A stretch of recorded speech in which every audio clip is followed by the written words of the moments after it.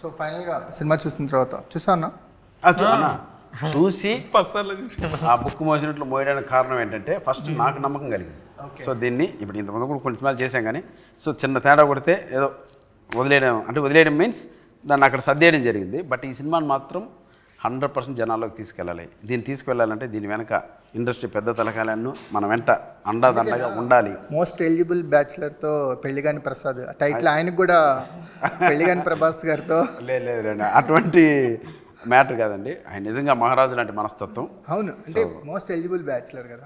అంటే మీ సినిమా టైటిల్కి కొంచెం ప్రభాస్ గారి టైటిల్ టీచర్ లాంచ్ చేస్తున్నారంటే ఒక వెయిటేజ్ వచ్చింది. ఆయన is a king of Indian cinema కదా. సో ఆయన ఎవరెస్ట్. ఆయన ఎలా అనిపించింది ఆ మూమెంట్? నిజంగా మా అదృష్టం. ఆయన మహారాజు మనస్తత్వం. సలార్ కూడా చేశాను, ఇప్పుడు రాజేశాబ్ కూడా చేస్తున్నాను. సలార్ చేశారు. సలార్లో చిన్న అంటే పెద్ద రోలే, అది చివరికి అంత మిగిలింది. సో బాగుందన్న. అంటే నిన్ను రెగ్యులర్గా చూస్తున్న మేము ఈ సలార్లో అలాంటి క్యారెక్టర్ చాలా సీరియస్ క్యారెక్టర్, నువ్వు ఎక్కడ నవ్వించలా. ఒక ఈశ్వరీరావు గారి కాంబినేషన్లో ఉంటుంది, స్కూల్లో క్యారెక్టర్ కదా, చాలా బాగుంది. మాకే కొత్తగా అనిపించింది. సేమ్ అలా ఇది కూడా మీకు అనిపిస్తుందండి. అది నిజంగా ప్రభాస్ గారికి నిజంగా చేతులెత్తి నమస్కరిస్తున్నాను. థ్యాంక్ యూ సో మచ్ అన్న. అంటే ప్రభాస్ అన్న ఈ టీజర్ కావచ్చు, ఈ క్వాలిటీ కావచ్చు, ఈ క్యారెక్టరైజేషన్స్ అవన్నీ కూడా విన్నారండి. అంటే అంత పెద్ద వాళ్ళు ఇటువంటి టీజర్ రిలీజ్ చేసే ముందు ఏ క్వాలిటీతో వస్తుంది ఈ సినిమా, ఏ క్యారెక్టరైజేషన్స్తో ఉంటుంది అనేది కొన్ని సీన్స్ కూడా చూశారు మేము ప్యాడ్లో చూపించినప్పుడు.